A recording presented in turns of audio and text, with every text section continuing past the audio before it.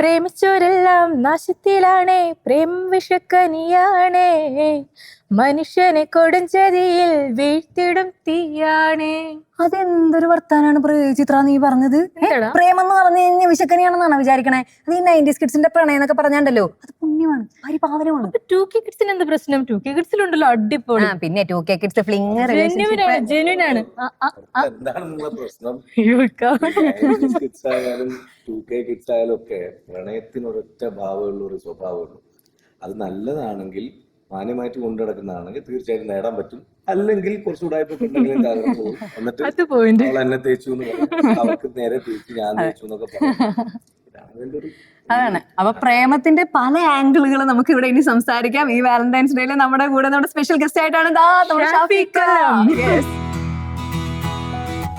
അറബിക്കഥയിലെ റാണിയായി ഓരോ കിനാവിലും വന്നു നീ, അറബനമുട്ടിന്റെ താളമായി ആടിയുലഞ്ഞെന്റെ കൽബില്.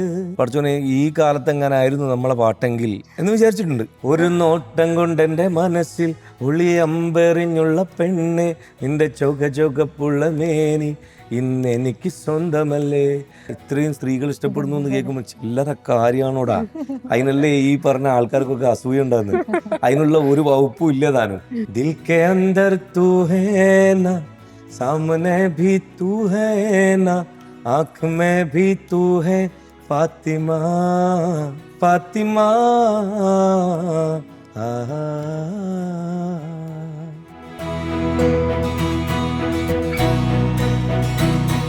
പ്രണയദിനത്തിലെ ഏറ്റവും കൂടുതൽ ആ ഒരു സമയത്ത് 90s കിഡ്സിന്റെ ഒരു ആൽബം ഭരിച്ചിരുന്ന ഒരു രാജാവാണ് പറയുമ്പോഴത്തേക്ക് പറയുമ്പോൾ നല്ല സുഖം തോന്നും. പക്ഷേ യഥാർത്ഥത്തിൽ അതിന്റെ അവകാശികളായിട്ടുള്ള ആളുകളൊക്കെ പുറത്തുണ്ടാവും. അവര് ചിലപ്പം എന്നെ ശപിച്ചു കളയും. ശപിക്കേണ്ട, അവരെ സ്നേഹം കൊണ്ട് പറയുന്നതാണ്. നിങ്ങളൊക്കെ തന്നെയാണ് രാജാക്കന്മാർ, ഞാൻ അതിൽ പ്രജയായിട്ട് നിങ്ങളെ കൂടെ ഉണ്ട്. അപ്പോൾ ഈ പ്രണയത്തില് എഴുതിയിട്ടുള്ള വരികളൊക്കെ ആക്ച്വലി ശരിക്കും ലൈഫിൽ നിന്ന് എടുത്ത കുറച്ച് അനുഭവങ്ങളിലൂടെയാണ് ഈ പ്രണയ ഗാനങ്ങൾക്കുള്ള ഒരു ത്രെഡ് കിട്ടിയിരുന്നത് കേട്ടിട്ടുണ്ട്. അപ്പോൾ ആ ഒരു പാട്ട് വന്ന വഴി അതെങ്ങനെയായിരുന്നു? 2-3 കാരണങ്ങളുണ്ട്. ഒന്ന്, നമ്മുടെ നാട്ടിൽ ഇൻഡിവിജ്വൽ ആൽബത്തിൽ, സിനിമയിലാകുമ്പോൾ പിന്നെ കഥയ്ക്ക് അനുസരിച്ച് സിറ്റുവേഷൻ അനുസരിച്ചുള്ള ഏത് ടൈപ്പ് ഓഫ് സോങ്ങും ആളുകൾക്ക് ഓക്കെയാണ്. ആൽബംസിൽ വിറ്റഴിക്കപ്പെട്ടാൽ മാത്രമാണ് പ്രൊഡ്യൂസർക്ക് എന്തെങ്കിലുമൊക്കെ കിട്ടുള്ളൂ. അപ്പോൾ മാർക്കറ്റിൽ ഏറ്റവും നന്നായിട്ട് ചിലവായിരുന്നത് പ്രണയഗാനങ്ങളായിരുന്നു. പ്രണയത്തിൻ്റെ വസന്തവും അതിൻ്റെ അസ്തമനവും അതിൻ്റെ തേപ്പ് കിട്ടലും കൊടുക്കലും വാങ്ങലും അതിൻ്റെ പിന്നാലെ പോകുന്ന പരിപാടികളും. അപ്പോൾ കുറച്ച് കൂടുതൽ ആവശ്യം പ്രണയഗാനങ്ങളെ ആയിരുന്നു. അതൊരു കാരണം. അതുകൊണ്ട് കുറച്ചധികം എഴുതേണ്ടി വന്നു. പിന്നെ എഴുതാൻ വേണ്ടിയിട്ട് നമുക്ക് വേറെ ഒന്നും പഠിക്കേണ്ടി വന്നില്ല. സ്വന്തം ലൈഫും പിന്നെ ചുറ്റോടുള്ള ആളുകളുടെ ജീവിതമൊക്കെ ഞാൻ വളരെ ചെറുപ്പം മുതലേ പല പ്രണയരംഗങ്ങളും കണ്ടിട്ടുള്ളതാണ് ഡയറക്റ്റ് ലൈഫിൽ. ഒരു സുഹൃത്തിന്റെ ഒരു പ്രണയത്തിന് വേണ്ടിയിട്ട് കുറച്ച് വരികളൊക്കെ എഴുതി അവസാനം അവര് കല്യാണം കഴിച്ചു. സുഖമായിട്ട് ജീവിക്കുന്നു. എനിക്ക് കിട്ടിയില്ല എന്നുള്ളൂ. ബാക്കിയുള്ളവരൊക്കെ മിടുക്കന്മാരായി ഉഷാറായിട്ട് പോകുന്നുണ്ട്. പക്ഷെ വേറൊരു കാര്യമുണ്ട്, എല്ലാം തീർന്നു എന്ന് വിചാരിക്കുന്നിടത്ത് ഒരാൾ കയറി വരുന്നു. വീട്ടുകാരെ നിർബന്ധത്തിന് പോയി കണ്ട പെണ്ണ്, അതൊക്കെ എല്ലായിടത്തും പറഞ്ഞിട്ടുള്ള, ചുരുക്കി പറയാം. ആ ആള് ഇന്നും വറ്റാത്ത പ്രണയത്തിൻ്റെ ഉറവയാണ്. എന്ന് പറഞ്ഞാൽ അവൾ തന്നുകൊണ്ടിരിക്കുന്ന ഒരു പോസിറ്റീവ് എനർജി ഉണ്ട്. എനിക്ക് ഒരു പിന്നിൽ നിന്ന് നമുക്ക് തരുന്നൊരു സപ്പോർട്ടുണ്ടല്ലോ, അതുകൊണ്ട് തന്നെയാണ്. അപ്പം വലുതെന്തോ തരാനായിരിക്കും പലപ്പോഴും വിധി നമ്മളടുത്തുനിന്ന് നമുക്ക് പ്രിയപ്പെട്ട പലതും കൊണ്ടുപോകുന്നതാണ് ഞാൻ മനസ്സിലാക്കുന്നത്. വാലന്റൈൻസ് ഡേയിൽ ഓർക്കപ്പെടേണ്ടത് ഈ പറഞ്ഞ ദാമ്പത്യത്തിൽ കിട്ടുന്ന ഒരു പ്രണയം ഈ ദിവസം അങ്ങനെ പ്രത്യേകിച്ചൊന്നുമില്ല. പിന്നെ ഞങ്ങള് വെഡിങ് ആനിവേഴ്സറി വരുമ്പോ എന്തെങ്കിലും സമ്മാനം അങ്ങോട്ടും ഇങ്ങോട്ടും കൈമാറാറുണ്ട്. ഇപ്പൊ ഇക്കടെ പാട്ടുകളൊക്കെ ഉണ്ടല്ലോ, അന്നത്തെ കാലത്ത് എന്ന് പറഞ്ഞു കഴിഞ്ഞാല് കൂടുതലും നമ്മൾ ബ്ലൂടൂത്ത് വഴി പാട്ടുകൾ ഷെയർ ചെയ്യുന്നൊക്കെ ഒരു സമയമാണ്. അതുപോലെ ഹിറ്റ് ആവണേന്ന് പറഞ്ഞു കഴിഞ്ഞാൽ ഈ കാസറ്റുകൾ വഴി അല്ലെങ്കിൽ ടിവികൾ വഴിയൊക്കെയാണ് കൂടുതലും പാട്ട് കേട്ട് ഹിറ്റ് ആവുന്നത്. അപ്പൊ അന്നത്തെ കാലത്തിലും ഇക്കടെ പാട്ടുകൾ ഹിറ്റാണ്. ഇപ്പോഴും അത് എന്താ പറയാ, ജനമനസ്സുകളിൽ നിൽക്കുന്നുണ്ട്, വൈറൽ ആവുന്നുണ്ട്.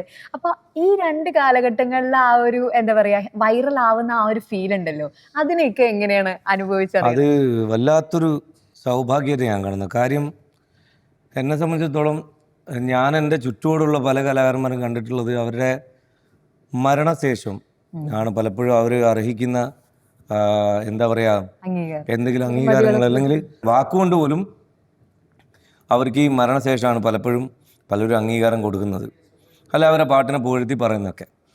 എന്നെ സംബന്ധിച്ചിടത്തോളം എൻ്റെ ജീവിതകാലത്ത് ഈ നമ്മൾ പുതിയ വൈബ് പിള്ളേർ എന്നൊക്കെ പറയുന്ന പിള്ളേർക്ക് അന്ന് ചെയ്തു വെച്ച അവരുടെ അച്ഛനമ്മമാർ പഠിക്കുന്ന കാലത്ത് ഞാൻ കോളേജ് ക്യാമ്പസിൽ പോയി പാടിയ അതേ പാട്ടുകൾ, അതിലൊരു വ്യത്യാസം വരിയിലോ പുതിയ സ്റ്റൈൽ ഓഫ് പ്രോഗ്രാമിങ്ങോ ഓർക്കസ്ട്രേഷൻ്റെ മാറ്റങ്ങളോ ഒന്നും, അതായത് അതിനകത്ത് എക്സ്ട്രാ ബീറ്റുകൾ ആഡ് ചെയ്തിട്ട് ഒരു നമ്മൾ DJ സ്റ്റൈലിൽ കൊണ്ടുവരാൻ ഒന്നും ചെയ്തിട്ടില്ല. എന്താണോ ഉള്ളത് അത് അങ്ങനെ തന്നെ ഈ ജനറേഷൻ എടുത്ത്, അത് നമ്പർ ഓഫ് സോങ്സ് എത്രയാന്ന്, ഒരു പാട്ടല്ല, ഒരു പാട്ടാണ് തിരക്കിടില്ല. ചില ഗായകന്മാരുടെയൊക്കെ ഒരു പാട്ട് 2 പാട്ടൊക്കെ കൊണ്ടു നടക്കുമ്പോൾ അത് നമുക്ക് മുമ്പും സംഭവിച്ചിട്ടുണ്ടാവും. പക്ഷേ എൻ്റെ ലൈഫിൽ ഞാൻ നോക്കി കാണുമ്പം എനിക്ക് മുമ്പേ ഇന്ന് വരെ ഞാൻ ഒരാളുടെ, പിന്നെ മണിച്ചേട്ടനെയാണ് നമ്മൾ ഇങ്ങനെയും കൊണ്ടാടുന്ന കണ്ടിട്ടുള്ളത്. അത് പുള്ളിയുടെ പോക്കിന് ശേഷമാണ് കൂടുതലും ആളുകൾ സെലിബ്രേറ്റ് ചെയ്യുന്നതെന്ന് ഞാൻ മനസ്സിലാക്കുന്നത്. ഉണ്ടായിരുന്ന സമയത്ത് അങ്ങനെ പാട്ടിനൊക്കെ പരിഗണിച്ചിട്ടുണ്ട്, എന്നാലും കുറേ അവഗണന നമ്മൾ കണ്ടതാണ്. പക്ഷെ ഞാൻ ജീവിച്ചിരിക്കുമ്പോൾ ഓഡിയൻസിൻ്റെ ഇടയിൽ നിന്ന് പുതിയ കാലത്തെ പിള്ളേർ അവർക്ക് എത്ര ഓപ്ഷൻസ് ഉണ്ടെന്നാണ്. അവർക്ക് എത്രയോ DJ സിംഗേഴ്സ്, ഇപ്പോൾ റാപ്പ് സിംഗേഴ്സ് നമുക്ക് മലയാളത്തിലേക്ക് കഴിഞ്ഞ 4-5 വർഷത്തിനിടയിൽ ഒരുപാട് പേരുണ്ട്. വേൾഡ് വൈഡ് അറിയപ്പെടുന്ന ആളുകൾ. പിന്നെ ഹനുമാൻ കൈൻഡ്, അതുപോലെ വേടനും, നമ്മളെ റാപ്സിയും, അതുപോലെ ബേബീജിനും, ഫെജോയും, അങ്ങനെ തുടങ്ങി കുറേ പേരുണ്ട്. ഗബ്രിയും എല്ലാം ഉണ്ട്. MHR, ഇവർക്കൊക്കെ പ്രോഗ്രാമിങ് ചെയ്തിട്ടുള്ള സിംഗർ കൂടിയായിട്ടുള്ള MHR. അങ്ങനത്തെ കുറേ പേരുള്ള ഓപ്ഷൻസ് ഉള്ളിടത്ത് പിന്നെ വേൾഡ് വൈഡ് ആയിട്ടുള്ള പല മ്യൂസിക് സെക്ഷൻ ഉണ്ടല്ലോ, അതെല്ലാം ഇവർക്ക് കൈവെള്ളയിൽ കിട്ടും. പണ്ടത്തെ പോലെ നമ്മളെ പോലെ CD മേടിക്കേണ്ട, ഒന്നും ചെയ്യണ്ട. എന്നിരിക്കെ ഈ കുട്ടികൾ, ഞാൻ അന്ന് ഇത് പ്രത്യേകം പറയേണ്ടതാണ്, ഇന്നേക്ക് 26-ാം ദിവസമാണ്. കഴിഞ്ഞ മാസം ഞാൻ 14-ാം തീയതി ഒരു Malabar college of advanced studies and science ഇവിടെ വേങ്ങര, മലപ്പുറം ജില്ലയിൽ, അതിനു മുമ്പ് ഞാൻ കോളേജിൽ പോകാറുണ്ട്, ഈ വൈബ് കിട്ടാറുണ്ട്. പക്ഷെ ആരും സോഷ്യൽ മീഡിയയിൽ കൊണ്ടാടിയിട്ടില്ല. ആ പിള്ളേർ ആടിപൊളിയായിരുന്നു മക്കളങ്ങൾ. അവരാണ് ഇത് കത്തിച്ചു വെച്ചത്. ഞാൻ കോറസ് പാടുന്നു, ഇവര് മെയിൻ പാട്ടുകാർ. ഇപ്പൊ പോയ അലമീൻ കോളേജിലടക്കം ആദ്യത്തെ പാട്ട് വൈറലായി. ആ പാട്ട് ഏതാന്ന് ഓർമ്മയുണ്ട്? അതുപോലെ തന്നെ ആ മൊമെന്റ് എങ്ങനെയൊക്കെ സെലിബ്രേറ്റ് ചെയ്തത്, ആ ഒരു ഫീൽ എന്ത്? അന്നാണോ ഇന്നാണോ? അന്ന് സുന്ദരി നീ വന്ന ഗസലായി എന്ന് പറഞ്ഞ റജില ലൈഫിലേക്ക് വന്നപ്പോ അവൾക്ക് ഡെഡിക്കേറ്റ് ചെയ്താണ് ഞാൻ. അവളെ പ്രസവത്തിന് വേണ്ടി കൂട്ടിക്കൊണ്ടുപോയപ്പം ഈ 7-ാം മാസത്തിൽ കൂട്ടിക്കൊണ്ടുപോകുന്ന ഒരു പരിപാടി വടക്കേ മലബാറിലുണ്ട്, ഇവിടെ ഉണ്ടോ എന്ന് എനിക്കറിയില്ല. അപ്പോൾ അതുവരെ നമ്മളെ കൂടെ പുതുതായിട്ടുണ്ടായ വീണുപോയ എന്നെ പിടിച്ചു നിർത്തുന്ന ഒരാളിനെ പെട്ടെന്ന് കുറച്ച് ദിവസത്തേക്കാണെങ്കിലും അല്ലെ ഒരു മാസത്തേക്കെല്ലാം കൊണ്ടുപോയപ്പോൾ ഭയങ്കര ഫീലിംഗ് എനിക്ക്. അവിടെയാണ് ഞാൻ ഈ പെണ്ണിനോട് എനിക്ക് ഇത്ര പ്രണയം ഉണ്ടെന്ന് മനസ്സിലാക്കുന്നത്. അവൾ വന്ന ആ ഭാഗം തൊട്ട് പറയാം നമ്മള്, അറബിക്കഥയിലെ റാണിയായി ഓരോ കിനാവിലും വന്നു നീ, അറബനമുട്ടിൻ്റെ താളമായി ആടിയുലഞ്ഞെൻ്റെ കൽബില്, വെള്ളിമണിക്കൊലുസണിഞ്ഞ പെണ്ണേ, വെണ്ണിലവും മോഹിക്കും നിന്നെ, നിന്നെ എൻ പ്രേയസിയാക്കുവാൻ മഹറുമായി ചാരത്തു വന്ന നാൾ, അഴകേറും മംഗല്യപ്പന്തലിൽ മിന്നിത്തിളങ്ങി നീ നിന്ന നാൾ, ഇമ്പപ്പൂവെൻ്റെ സഖിയായി ഇനിയെന്നും ആനന്ദം വരവായി, സുന്ദരി നീ വന്നു ഗസലായി, സുറുമ വരച്ച പെണ്ണെ റജില. പാടി കൊടുക്കാറുണ്ടോ? ത്രോട്ട് കുറച്ച് പ്രശ്നമുണ്ട്. ഞാൻ കുറെ പരിപാടികൾക്ക് കോളേജുകളിൽ ഓടുന്നുണ്ട്. നമ്മളെ പ്രേക്ഷകർ ക്ഷമിക്കുന്നു, അവർക്ക് മനസ്സിലാവും. അല്ലെങ്കിൽ ഇരുന്ന് നന്നായിട്ട് പാടായിരുന്നു. എന്നാലും പറ, എന്തോ ചോദിച്ചു. ഇത്താക്ക് ഇപ്പോഴും പാട്ടൊക്കെ പാടി കൊടുക്കാറുണ്ടോന്ന്? അവളിങ്ങനെ പ്ലേ ചെയ്ത് കേൾക്കും. അല്ലെങ്കിൽ ഞാനുള്ളപ്പം അങ്ങനെ ഞങ്ങൾ പാടുന്ന പാട്ട് ഇതൊന്നുമല്ല. ഇവള് കുറച്ച് ഇപ്പോ അടുത്ത കാലത്തായിട്ട് ഇൻസ്റ്റയിൽ അവൾക്ക് ഇഷ്ടമുള്ള കുറച്ച് പാട്ടുകൾ കണ്ടുവച്ചിട്ടുണ്ട്. അത് അവളും പാടും, ഞാനും ഇരുന്ന് പാടും. ഇതാണ് മെയിൻ പണി. ഇക്കയുടെ പാട്ട് അല്ലാതെ വേറെ പാട്ടുകളൊക്കെ പഠിക്കാം. പിന്നെ എന്നെ കൊണ്ട് പറ്റും പോലെ പാടും. നമ്മൾ ഈ ബേസിക്കലി മ്യൂസിക് പഠിക്കാത്ത ഒരാളായതുകൊണ്ട് എല്ലാ പാട്ടും എടുത്തങ്ങനെ കൊളാക്കാൻ നിൽക്കാറില്ല. പക്ഷെ എനിക്ക് സംബന്ധിച്ചിടത്തോളം ചെയ്ത ഒരു പാട്ട് പാടി ഹിറ്റ് ആയതല്ല, ചെയ്ത എല്ലാ പാട്ടും ഹിറ്റാണ്. ഇത് ഇങ്ങനെയായിരുന്നു ഓഡിയോയിലൂടെ തന്നെ അറിയുന്നത്.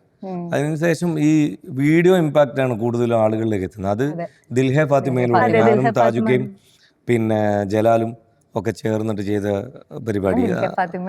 അതുവരെ മലയാളത്തിൽ അതുവരെ നമ്മൾ സിനിമയിൽ പോലും കണ്ടിട്ടില്ലാത്ത ഒരു പാറ്റേൺ, ഒരു മ്യൂസിക് സെക്ഷൻ നമ്മൾ ഉണ്ടാക്കി. തുടങ്ങുന്നേന്ന് തോന്നുന്നു ഒരു തമിഴ് മലയാളം എല്ലാം കൂടെ ഹിന്ദി വേഷം എന്റെ. അപ്പൊ അത് അന്ന് മുതൽ ഇങ്ങനെ ഒരു സാധനം ഞങ്ങൾ സ്റ്റുഡിയോന്ന് ചെയ്യുന്നുണ്ട് എന്ന് പറഞ്ഞിട്ട് പലരും വന്ന് കേൾക്കുമ്പോൾ പ്രൊഡ്യൂസർമാരോട് പറയുന്നത്, ഇതൊന്നും മലയാളത്തിൽ നമുക്ക് ഇവിടെ പറ്റൂല കേട്ടോ, ഇതൊക്കെ അങ്ങനെ ആളുകൾ പെട്ടെന്ന് ഉൾക്കൊള്ളൂല എന്നൊക്കെ പറഞ്ഞു. നമ്മളെ പറഞ്ഞ് പേടിപ്പിച്ചു. പുതിയ കാലത്ത് ഈ സോഷ്യൽ മീഡിയ ഇതൊക്കെ വന്നപ്പം പഠിച്ചോനെ ഈ കാലത്ത് എങ്ങനായിരുന്നു നമ്മളെ പാട്ടെങ്കിൽ എന്ന് വിചാരിച്ചിട്ടുണ്ട്. ആയിരുന്നെങ്കിൽ എന്തായിരിക്കും, എന്തായിരിക്കും എനിക്ക് പടച്ചോൻ കാണിച്ചു തന്നു. കണ്ടുകൊണ്ടിരിക്കുന്നു ഞാൻ. എന്റെ നാട്ടുകാർക്ക് ഞാൻ പുതിയ ഏതോ ഗായകൻ വന്ന പോലെ എന്റെ സ്വന്തം നാട്ടില് കൊയിലാണ്ടി കൊല്ലത്ത് നമ്മൾ സാധാരണ കാണുന്ന ആൾക്കാരൊക്കെ അല്ലേ, അവർക്ക് വേണ്ടി ഞാനും MHR കൂടെ പുതിയൊരു ട്രാക്ക് പ്ലാൻ ചെയ്ത് വാലന്റൈൻസ് ഡേ സ്പെഷ്യലായിട്ട് അസിൽ എന്ന് പറഞ്ഞിട്ട്. അപ്പോൾ അത് ഇന്ന് വാലന്റൈൻസ് ഡേ സ്പെഷ്യൽ സംഭവമായിട്ട് റിലീസാവുന്നുണ്ട്. എല്ലാവരും കേട്ടിട്ട് അഭിപ്രായമൊക്കെ അറിയിക്കണം കേട്ടോ. അന്നത്തെ കാലത്തെ കാര്യങ്ങളൊക്കെ പറഞ്ഞപ്പോഴത്തേക്കും അന്ന് ഈ താജുദ്ദീൻ വടകര, സലീം കൊടത്തൂർ, അതുപോലെ തന്നെ കണ്ണൂർ ഷെരീഫ്, നിസാർ വടകര, അങ്ങനെ ഒരു കൂട്ടം സംഗീതജ്ഞരുടെ ഒക്കെ ഒരു എന്താ പറയാ, അവരൊക്കെ ഈ ഒരു ആൽബം സോങ്സിന്റെ ഒരു ഹിറ്റായിരുന്നു അവരുടെ സോങ്സ് എല്ലാം.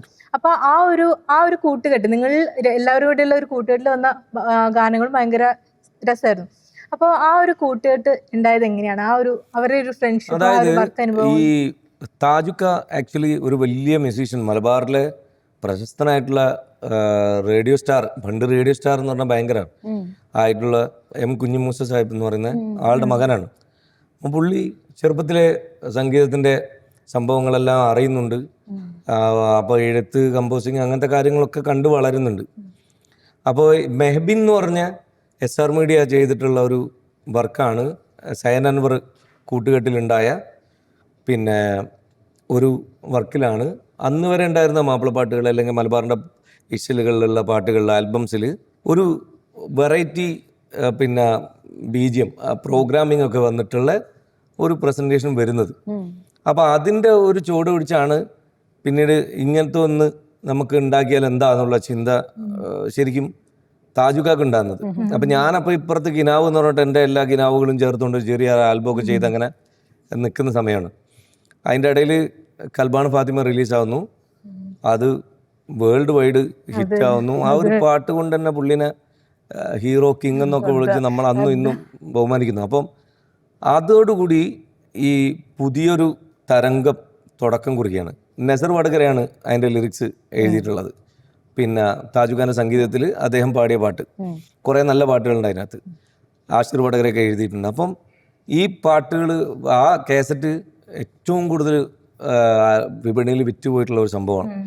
ഇത് കണ്ടതോടുകൂടി ഇനി ധൈര്യപൂർവ്വം കുറച്ച് പേരുകളുടെ പാട്ടുള്ള ട്രെൻഡ് അങ്ങ് ആയിക്കളയാം എന്നുള്ള രീതിയിലേക്കാണ് നമ്മളെല്ലാം വരുന്നത്. അതിനുശേഷമാണ് ഞാൻ ആ തുടർന്ന് വന്ന പാറ്റേൺ എന്നൊക്കെ മാറി പുതിയൊരു സ്റ്റൈല്, ഓർക്കസ്ട്രേഷനും അതൊക്കെ. അതാണ് നമ്മളെ പട്ടുടുത്ത് മുന്നിൽ വന്ന പെണ്ണേ നീ മുത്തുമാല കോർത്തു വച്ചതാർക്കു വേണ്ടി, സ്വപ്നം കൊണ്ട് സ്വർഗം തീർത്ത കൽവിൽ ഈ ഇഷ്ടമാകെ കാത്തു വച്ചതാർക്കു വേണ്ടി.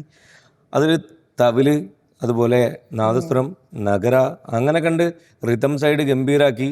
ഇപ്പുറത്ത് പിന്നെ കൗണ്ടറുകളൊക്കെ പിന്നെ എന്താ പറയുക, BGMs ഒക്കെ നമ്മൾ ഇലക്ട്രിക് ഗിറ്റാർ അങ്ങനത്തെ സാധനമൊക്കെ ഉപയോഗിച്ച് ശശിയേട്ടനും ഡൊമിനേറ്ററും കൂടിയാണ്. ശശിയേട്ടൻ അതിൻ്റെ സ്കോറൊക്കെ ചെയ്യുന്നത്, ഡൊമിനേറ്ററാണ് പ്രോഗ്രാമിങ്. അങ്ങനെയാണ് നമ്മൾ ഇതിനൊരു മാർക്കറ്റ് ഉണ്ടായിക്കൊണ്ടിരുന്നത്. അപ്പോഴാണ് പിന്നെ സലീം കോടത്തൂർ എന്നെ ഒരു പാട്ട് പഠിക്കാൻ വേണ്ടി എന്നെ വിളിച്ച് എൻ്റെ പിന്നാലെ കുറച്ച് നടക്കുന്നത്. അപ്പം ഞാൻ ആ സമയത്ത് അങ്ങോട്ടും ഇങ്ങോട്ടും ഓടിപ്പാടി നടക്കുന്നത്. ഇവൻ ട്രാക്കൊക്കെ നന്നായിട്ട് പാടിയിട്ടുണ്ട്. അവൻ്റെ വോയിസിൽ ഒരു ഇന്നസെൻസ് ഉണ്ട്. അത് മാത്രമല്ല ഒരു ക്യൂട്ട്നെസ് ഉണ്ട് ഭയങ്കര. എനിക്ക് അവൻ്റെ ഒരുപാട് പാട്ടുകൾ ഇഷ്ടമാണ്. അപ്പം ഈ പാട്ട് എന്നെ കൊണ്ട് പാടിക്കാൻ വന്നപ്പോൾ അവൻ്റെ സുഹൃത്തുക്കൾ എന്നെ പറഞ്ഞു, എന്നെ കിട്ടാണ്ടായ പാടാ നീ പാട്. ഞാനും ട്രാക്ക് കേട്ടപ്പോൾ എനിക്ക് തോന്നി അവൻ നല്ലോണം പാടി വെച്ചിട്ടുണ്ട്. അങ്ങനെ എത്ര നാള് കാത്തിരുന്നു ഒന്ന് കാണുവാൻ, നമ്മളെ പട്ടുടുത്തിന്റെ അതേ ഒരു റൂട്ടിൽ ഉണ്ടായ ഒരു പാട്ട്. അങ്ങനെ സലീം ഒരു പുതിയ താരോദയം ഉണ്ടാവുന്നു. അദ്ദേഹം വീണ്ടും കുറെ നല്ല പാട്ടുകൾ പാടി ജനങ്ങൾ സ്വീകരിക്കുന്ന ഹിറ്റാകുന്നു. ഞങ്ങൾ അതിന് നല്ലൊരു സൗഹൃദത്തിലേക്ക് അങ്ങനെ എത്തുന്നു. അതിനിടയിൽ ഞാൻ ഈ പറഞ്ഞ പോലെ ഞാൻ മിമിക്രിയിലൂടെ ഞാൻ ജലാലിനെ ആദ്യം പരിചയമുണ്ട്. അപ്പം ജലാലാണ് എൻ്റെ അടുത്ത് പറയുന്നത്, ഞാൻ സ്റ്റേജിൽ ആദ്യമായിട്ട് കൽബാണ ഫാത്തിമ 2-3 ഭാഷയിലൊക്കെ പാടിയപ്പം ജലാൽ പറഞ്ഞു നമുക്കിതൊന്ന് ഇങ്ങനെ കൊണ്ടുവന്നു, നോൺ സ്റ്റോപ്പ് എന്നാ അന്ന് പറയാം. അന്ന് ഈ മാഷപ്പോ ഇന്നത്തെ കവർ സോങ് ആ വേർഷൻ അങ്ങനത്തെ ഒന്നുമില്ല.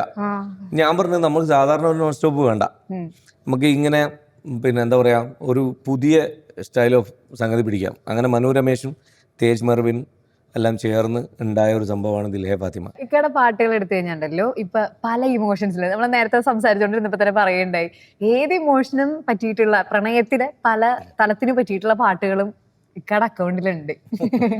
അപ്പോ അതിൽ ഏറ്റവും പേഴ്സണൽ ഫേവറേറ്റ് ഏതാണ്? അതുണ്ടായിട്ടുള്ളത് എന്തെങ്കിലും ഇപ്പൊ നേരത്തെ പറഞ്ഞല്ലോ വൈഫിനെ കാണാനായിട്ടുള്ള ആ ഒരു ആഗ്രഹത്തിന്റെ പുറത്തുണ്ടായ പാട്ടാണ് സുന്ദരി നീ വന്നിരുന്നത്. അതുപോലെയുള്ള ഒരു വേറൊരു പേഴ്സണൽ ഫേവറേറ്റ് ചോദിച്ചാൽ ഏതായിരിക്കും? കുറച്ചുണ്ട്, നമുക്ക് വേറെ എവിടെയും പറയാത്തത് എല്ലാ സാഹചര്യത്തിലും ഉണ്ട്. ഇപ്പൊ ഒരാളുടെ പിന്നാലെ നടക്കുമ്പോൾ പറയാൻ മടിയുള്ളത് പാട്ടിലൂടെ പാടിപ്പോയാൽ ആരോടും സമ്മതമൊന്നും വേണ്ടല്ലോ. നിന്നെ എനിക്കിഷ്ടമാണ് ദിൽറുബ, എന്നും എൻ്റെ സ്വപ്നമാണ് ദിൽറുബ, എന്നുയിരായി പൊന്നഴകായി ഇനി എന്നും കൂടാൻ വാ. അത് പിന്നാലെ നടക്കുമ്പോൾ പിന്നെ ഒപ്പം എത്തിക്കഴിഞ്ഞാൽ നമുക്ക് പിന്നെ ദൈവത്തോടെന്നും ഞാൻ പറയാറുണ്ട് പ്രിയേ, 1000 നന്ദി വാക്കുകൾ, നിന്നെ എൻ്റെ ജീവനായി ചേർത്തതിന്.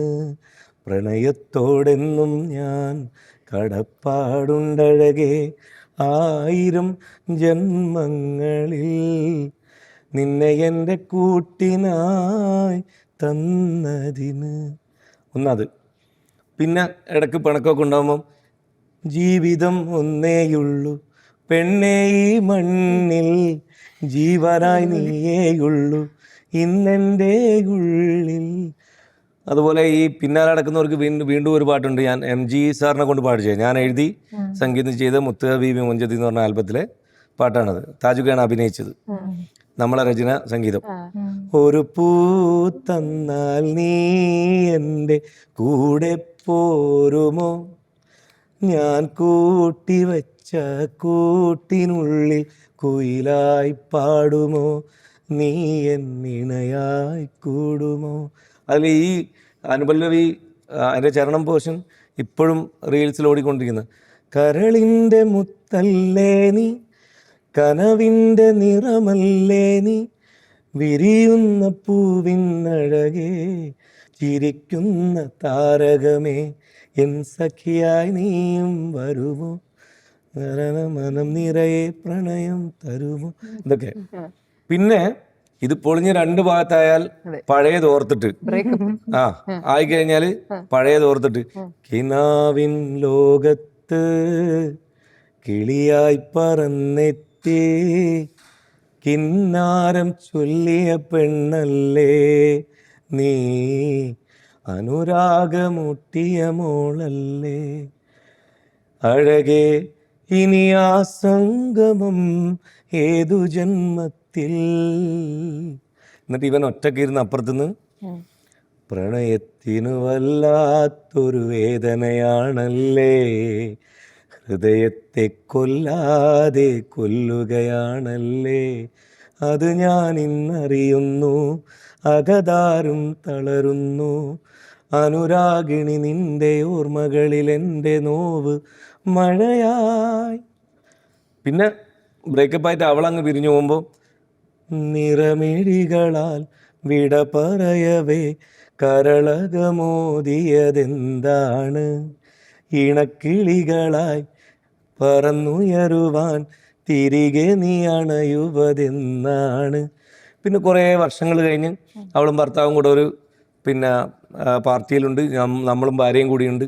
അപ്പം അവിടുന്ന് ഒരു മൈക്ക് കിട്ടിയാൽ, ഒറ്റ വാക്കിൽ ഞാൻ പറഞ്ഞോട്ടെ പെണ്ണേ, ഒരു നാളും ഞാൻ മറക്കില്ല നിന്നെ, മറ്റൊരാളിൻ്റെ മറ്റൊരാളിൻ്റെ വധുവായ നിന്നെ ഇറ്റ് കണ്ണീരാൽ ഓർക്കുന്നു ഇന്നും, പച്ചമഷി കൊണ്ട് പച്ചമഷി കൊണ്ട് വരച്ചിട്ടതിന്നും മിച്ചമിരിപ്പുണ്ടെന്നിട നെഞ്ചിൽ തന്നെ.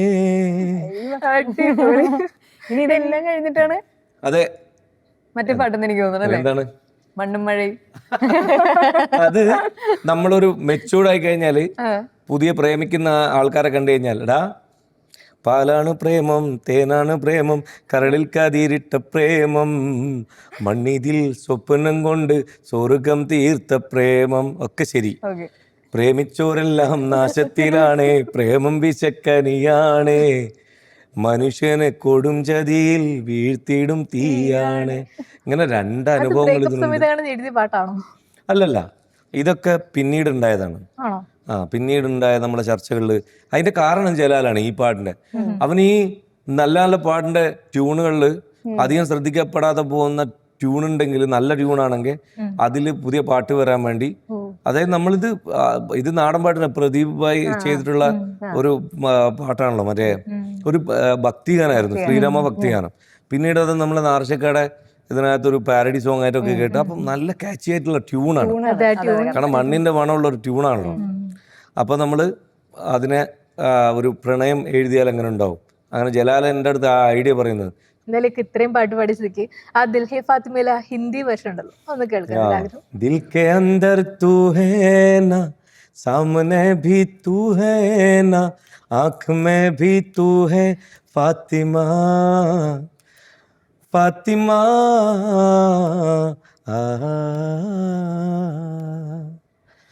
நெஞ்சுக்குள்ளே நீ தானே, கண்கள் முழுதும் நீ தானே, காதல் என்பது நீயே ஃபாத்திமா, ஃபாத்திமா நிலவே உன்னை நினைத்து நான் ரசிக்கிறேன், இதயம் இரவில் உன்னை தான் தேடுகிறேன், அழகே நின் അനുരാഗം അലിവാർ നിറങ്ങി ആ മധുര തേനുണ്ണാൻ മോഹങ്ങളേറി.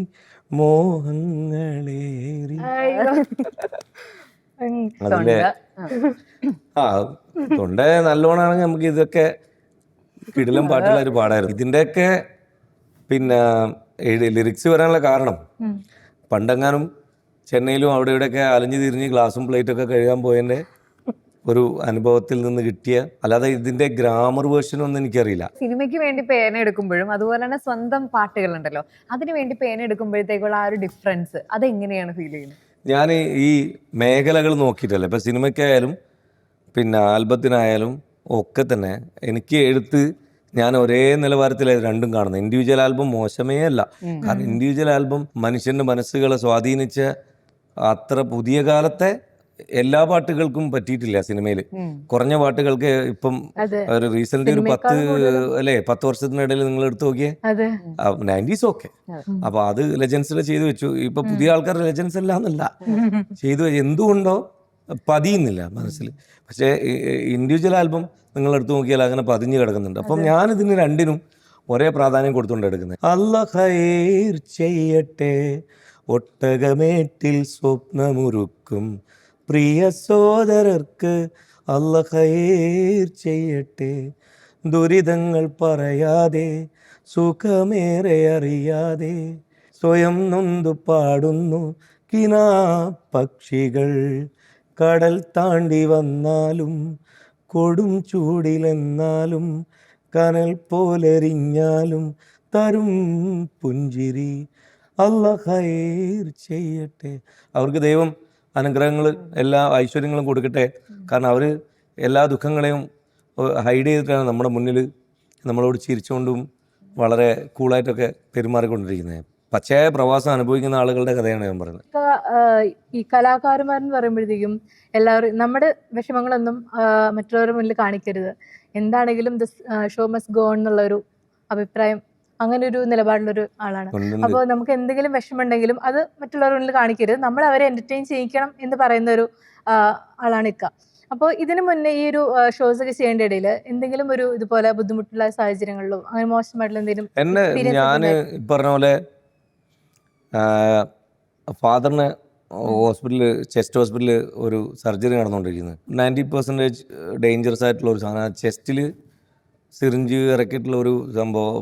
പുള്ളിക്ക് ക്യാൻസർ വന്നിട്ടാണ് പോയത്. അപ്പം അതുമായിട്ട് ബന്ധപ്പെട്ടുള്ള ഒരു സർജറി നടക്കുന്ന സമയത്ത് എനിക്കൊരു പരിപാടിക്ക് പോകുന്നുണ്ട്. ഉപ്പാന ഓപ്പറേഷൻ തിയേറ്ററിൽ കയറ്റി ഞാൻ സൈൻ ചെയ്ത് കൊടുത്ത് നേരെ സ്റ്റേജിലേക്കാണ് പോകുന്നത്. അപ്പം എനിക്ക് അവിടെ നിന്ന് ചിരിക്കാൻ ശ്രമിച്ചിട്ട് കഴിയുന്നില്ല. അപ്പം നമ്മൾ പരമാവധി ഹൈഡ് ചെയ്ത് വെച്ചിട്ട് ചിരിച്ചുകൊണ്ട് നിൽക്കാം. അപ്പം ഏതോ ഒരു ചങ്ങാതി മുന്നിൽ നിന്ന് പിന്നെ ബാരിക്കേഡ് പിടിച്ചിങ്ങനെ ആക്കുന്നുണ്ട്. അബോധാവസ്ഥയിലാണെന്ന് തോന്നുന്നു. അപ്പോൾ കുറേ ചെറിയ കുഞ്ഞു മക്കളും ഫാമിലീസൊക്കെ ഇരിക്കുന്നുണ്ട് ബാരിക്കേഡിന് ഇപ്പുറത്ത്. അപ്പം ഞാൻ നല്ലപോലെ പറഞ്ഞു, ബ്രദർ നിങ്ങൾ മാത്രമാണ് ഈ തോന്നിയാസം കാണിച്ചുകൊണ്ടിരിക്കുന്നത്, അത് അങ്ങനെ വീണാൽ. അവൻ എൻ്റെ തന്തയ്ക്ക് പറഞ്ഞു, ഇപ്പം അവിടെ കിടക്കുന്നുണ്ട്. അപ്പം എല്ലാ പ്രശ്നവും കൂടെ ഒരുമിച്ച് ഇവിടം വരെ കയറി. ഞാൻ അവനോട് ഈ സ്റ്റേജിൻ്റെ ബാക്കിലേക്ക് വാ, അവിടെ നിന്ന് ഇത് വിളിച്ചു പറയാൻ നിനക്ക് എളുപ്പമുണ്ട്, ധൈര്യം ഉണ്ടെങ്കിൽ നീ ഇങ്ങോട്ട് വാന്നൊക്കെ പറഞ്ഞ് വെല്ലുവിളിച്ച്. അപ്പോൾ അവനെ നാട്ടുകാർ കൈകാര്യം ചെയ്തു. അത് കഴിഞ്ഞ് അതൊരു വിഷയമായി മാറി. അങ്ങനെയുള്ള കുറേ പ്രശ്നങ്ങൾ എൻ്റെ ലൈഫിൽ കടന്നു പോയിട്ടുണ്ടാകും. ഇപ്പോഴത്തെ കാലത്തൊക്കെ ഉണ്ടല്ലോ ഇങ്ങനെ പ്രേമിക്കാനായിട്ട് നമ്മൾ എന്ത് ചെയ്യും, പിക്കപ്പ് ലൈനുകൾ. ഈ പിക്കപ്പ് ലൈനുകൾ എറിഞ്ഞിട്ടാണ് കുട്ടികള് ആൾക്കാരെ വീഴ്ത്താനായിട്ട് ശ്രമിക്കണത്. അപ്പൊ ഇക്കയുടെ സമയത്ത് ഇങ്ങനെ പ്രപ്പോസ് ചെയ്യാനായിട്ട് അങ്ങനത്തെ എന്തെങ്കിലും പരിപാടികളൊക്കെ ഉണ്ടായിരുന്നു? ഇല്ല, നല്ല നല്ല വാക്കുകളിലൂടെ വീഴ്ത്തുക എന്നുള്ളതാണ് മെയിൻ പരിപാടി. പിന്നെ പരമാവധി എന്താ പറയാ, അവർക്ക് വാങ്ങിക്കാൻ പറ്റാത്ത ചോക്ലേറ്റുകൾ, അതായത് അന്ന് ഇന്നത്തെ പോലെ പോക്കറ്റ് മണി അന്ന് അത്ര കിട്ടൂല. ഭയങ്കര ഫിനാൻഷ്യൽ ബാക്ക്ഗ്രൗണ്ടുള്ള കുട്ടികൾക്കൊക്കെ കിട്ടും. അത് അപൂർവം കുട്ടികളെ ഉണ്ടാവുള്ളൂ നമ്മളെ സ്കൂളിലൊക്കെ വരുമ്പോൾ. അല്ലെങ്കിൽ കോളേജിലായാലും നമ്മൾ കണ്ടിട്ടില്ല അങ്ങനെയാണ്. അപ്പോൾ അത്യാവശ്യം സെറ്റപ്പ് ഉണ്ടെന്ന് കാണിക്കാൻ വേണ്ടി ഇവൻ വല്ല കൂലിപ്പണിക്ക് പോയിട്ട് അടിപൊളി ഡ്രസ്സൊക്കെ ഇട്ട് വന്നിട്ട് അതൊന്നും കാണിക്കാതെ ആരോടെങ്കിലും, അന്ന് സ്പ്ലെൻഡർ, അതിന് മുമ്പ് വേറെ ഏതോ RX 100 അങ്ങനെ ഇതൊക്കെ 100cc ബൈക്ക് നമ്മളെ മറ്റേ പാട്ടിലുള്ള, അപ്പോൾ അതൊക്കെ കൊണ്ടുവന്നിട്ട് ഒന്ന് മുരടി ഉഷാറാക്കി 2 മഞ്ചൊക്കെ കീശയിലിട്ട്, അപ്പോൾ ഇതൊക്കെ ആയിരുന്നു അന്ന് കാണിക്കുക. പിന്നെ ഈ ഓട്ടോഗ്രാഫ് എഴുതുക അല്ലെങ്കിൽ ലെറ്റർ എഴുതുക എന്നൊക്കെ പറയുന്നതേ ഭാവനയുള്ള ആളുകളെ കൊണ്ട് എഴുതിക്കുക എന്നുള്ള. അപ്പോൾ എനിക്ക് നന്നായിട്ട് ലവ് ലെറ്റേഴ്സ് എഴുതി കൊടുക്കാൻ കഴിഞ്ഞിട്ടുണ്ട്. പക്ഷെ കയ്യക്ഷരം മോശമായിരിക്കും. ആ പെൺകുട്ടി ഇത് വായിച്ചു വരുമ്പോഴത്തേക്ക് ഇവന് വയസ്സായി പോകും. അത്ര അബദ്ധം കയ്യക്ഷരമാണ്. കാരണം അത് ഞാൻ തന്നെ രണ്ടാമത് വായിക്കണം. ചില ഡോക്ടേഴ്സ് കുറിപ്പ് എഴുതി കൊടുക്കുന്ന മാതിരി. ഇത് പറഞ്ഞപ്പോഴും ഓർത്ത് ആ ഒരു നില്ലടി നില്ലടി കുയിലേ എന്നുള്ള പാട്ടുണ്ടല്ലോ, നിസാർ വടകര എഴുതി ട്യൂൺ ചെയ്ത് അദ്ദേഹം എന്നെ കൊണ്ട് പാടിച്ച പാട്ടാണ്. ഒരു നോട്ടം കൊണ്ട് എൻ്റെ മനസ്സിൽ ഒളിയമ്പെറിഞ്ഞുള്ള പെണ്ണെ, നിന്റെ ചൊകപ്പുള്ള മേനി ഇന്നെനിക്ക് സ്വന്തമല്ലേ, നിൻമീൻ പിടക്കണ കണ്ണും തേൻ മധുരമുറണ ചുണ്ടും ഈ നുണക്കുഴിക്കവിളഴകും ഇന്നെനിക്ക് മാത്രമല്ലേ, മുത്തുമാല വാങ്ങിച്ചാർത്താം, കുപ്പിവളകൾ വാങ്ങി നൽകാം, പട്ടുപുടവ കൊണ്ടു മൂടാം, പൊന്നുപോലെ നിന്നെ നോക്കാം, പെണ്ണെ നിനക്കായി ഞാൻ ഇന്നും കൊതിച്ചിരുന്നു, ഒന്നായി കഴിഞ്ഞിടുവാൻ കൽബിൽ നനച്ചിരുന്നു.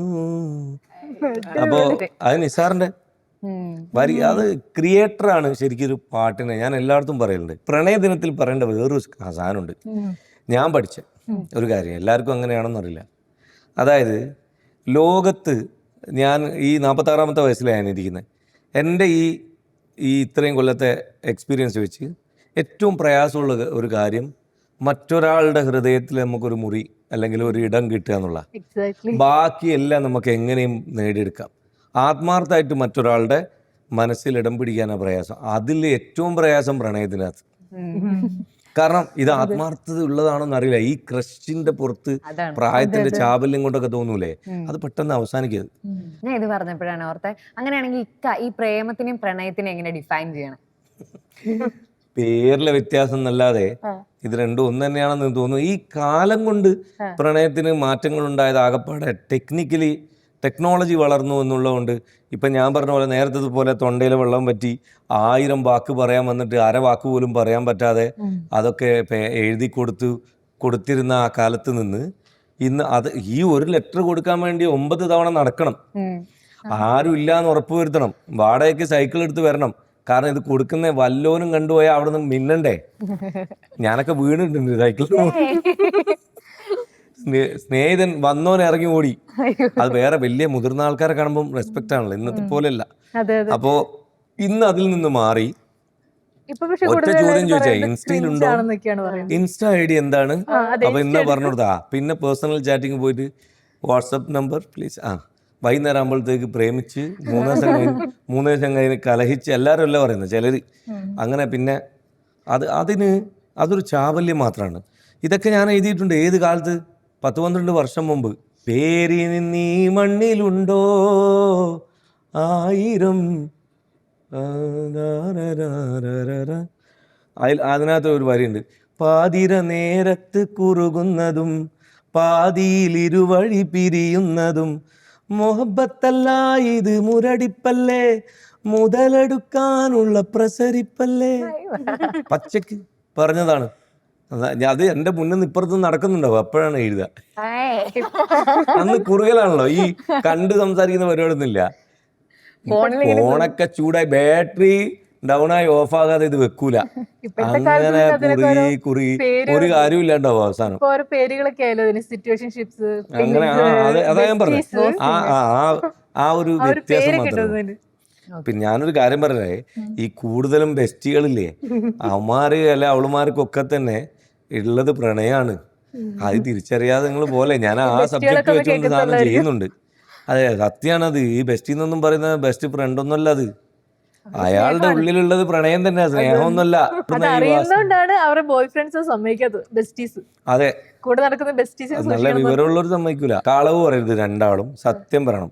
നമ്മളൊരു കല്യാണ വീട്ടിൽ ഒരുങ്ങി ചെല്ലുന്നു, നമ്മളൊരാളെ നോക്കി തിരിച്ച് നമുക്കും അയാളോട് ആ ഒരു സന്ദർഭത്തിലെങ്കിലും നമുക്കൊരു ഇഷ്ടം തോന്നില്ലേ, പറയാനും സാഹചര്യം അനുവദിക്കുന്നില്ല പിന്നെ രണ്ടുപേർക്കും എന്നല്ലാതെ അത് എന്നാ പറഞ്ഞത്, ഇത് വെറുതെ നോക്കിയല്ലോ. സമ്മതിച്ചു, വളരെ വലിയ സത്യസന്ധരായ 2 പേരെ കിട്ടിയതിൽ ഈ കാലഘട്ടത്തിൽ ഞാൻ അഭിമാനിക്കുന്നു. പിന്നെ അത് ഈ പ്രണയ ദിനത്തിൽ ഇത്രയും വലിയ സത്യം പറഞ്ഞു ജീവിക്കണമല്ലോ വീട്ടിൽ പോയിട്ട് എന്ന് വിചാരിച്ചു. ഞാനും അതന്നെ പറഞ്ഞത്. ഞങ്ങളിപ്പോ വായി നോക്കി കഴിഞ്ഞാൽ ഞാൻ അവനോടും പറയും, അവൻ എന്നോടും പറയും, ആ കൊള്ളാം പെങ്കൊച്ചു കൊള്ളാം ആങ്കൊച്ചു. അത് സോഷ്യലി അത് നല്ലതാട്ടോ. അപ്പൊ നമുക്ക് ഇനി നേരെ എന്ത് ചെയ്യാം, നമുക്ക് സെഗ്മെന്റിലേക്ക് കിടക്കാം അല്ലെ, ലൈക്ക് ഓർ ഡിസ്ലൈക്ക്. പഠിച്ചോനെ നിങ്ങൾ പ്രണയദിനത്തിന് പ്രത്യേക കുറച്ച് സെഗ്മെന്റും കാര്യങ്ങളും ആയിക്കോട്ടെ. കട പാട്ടുകൾക്ക് പ്രതികരണമായിട്ട് പണ്ടൊക്കെ റിപ്ലൈസ് ആയിട്ട് ഈ പ്രണയ ലേഖനങ്ങൾ അല്ലെങ്കിൽ അത്തരത്തിലുള്ള പ്രപ്പോസലുകളും കാര്യങ്ങളും വന്നിട്ടുണ്ട്. വരാണ്ട് എത്ര ലവ് ലെറ്റേഴ്സ് വന്നിട്ടുണ്ട്? ലവ് ലെറ്റേഴ്സ് ഒന്നല്ല, എഴുതി തന്നവരുണ്ട്, അഭ്യർത്ഥന നടത്തിയവരുണ്ട്, ചിലതിലൊക്കെ വീഴാൻ പോയിട്ടുണ്ട്. അപാര നരകമാണെന്ന് മനസ്സിലാക്കി തിരിച്ച് വലിഞ്ഞു കയറി ഇങ്ങോട്ട് തിരിച്ചു പോകുന്നുണ്ട്. കാരണം നമുക്ക് ഇവിടെ ഒരേ ഒരു സ്വർഗ്ഗം ഉണ്ടാവുള്ളൂ. മനസ്സമാധാനം നമുക്ക് ഉണ്ടാകേണ്ട വീട്ടിലാണ്. പലപ്പോഴും നമ്മൾ ഇപ്പം ഞാനൊക്കെ എൻ്റെ പ്രായത്തിൻ്റെ ചാബല്യത്തിന് ഈ പറഞ്ഞ പോലെ അവൈലബിലിറ്റി, പ്രണയം നഷ്ടപ്പെട്ട ഒരാളാണല്ലോ. അപ്പുറത്ത് ഒരു കാലത്ത് ഞാൻ പിന്നാലെ നടന്നിട്ട് തിരിഞ്ഞു നോക്കാത്ത പലരും, പിന്നീട് എന്നെ തേച്ചിട്ട് പോയ ആളെന്നൊക്കെ പറയുന്ന അവസ്ഥയിലുള്ള ആളുകളും, ഇതൊക്കെ അപ്പുറത്ത് നിൽക്കുമ്പം വെല്ലുവിളി പോലെ അല്ല അവർക്കൊരു മറുപടി പോലെ കാലം എന്നെ കൊണ്ടാടിക്കൊണ്ട് 2005 കാലം മുതൽ 2010 ഇടയിൽ സെക്കൻഡ് മാരേജ് ചെയ്തെന്നുള്ള ഒരു ട്രോൾ അങ്ങനെ സംഭവിച്ച സമയത്ത് അതൊന്നൊന്നല്ല. നിങ്ങളൊന്നും അറിഞ്ഞ് 14 ജില്ലയിലും ഞാൻ കേട്ടിട്ടുണ്ടത്. കാസർഗോഡ് നിന്ന് കെട്ടി, കണ്ണൂരിൽ നിന്ന് കെട്ടി, പാലക്കാട് നിന്ന് കെട്ടി, മലപ്പുറത്ത് നിന്ന് കെട്ടി. ഇത്രയും സ്ത്രീകൾ ഇഷ്ടപ്പെടുന്നു എന്ന് കേൾക്കുമ്പോൾ ചില്ലറ കാര്യമാണോടാ. അതിനല്ലേ ഈ പറഞ്ഞ ആൾക്കാർക്കൊക്കെ അസൂയ ഉണ്ടാകുന്നത്. അതിനുള്ള ഒരു വകുപ്പും ഇല്ല താനും. ഇനിയും പറയണം, നിർത്തരുത്. നിങ്ങളെയാണ് ഞാൻ പ്രതീക്ഷിക്കുന്നത്. നാളെ ഇതിൻ്റെ അടിയിൽ വന്ന് കമൻറ്റ് ചെയ്തോളണം. നിനക്ക് അല്ല ഇവർക്ക് ചാനലുകാർക്ക് വേറെ പണിയൊന്നുമില്ലേ, പൈങ്കിളി പാട്ടുകാരനല്ല വേറെ ആരെയും കിട്ടിയില്ലേ, ഇന്നും കണ്ടിക്കൊരുത്തൻ എന്താണ് പിന്നെ എന്താണ് നിനക്കൊക്കെ ഇത് നിർത്തിക്കൂടെടാന്ന്. ഞാൻ പറഞ്ഞു അളിയ ഇത് പ്രസവമല്ലല്ലോ.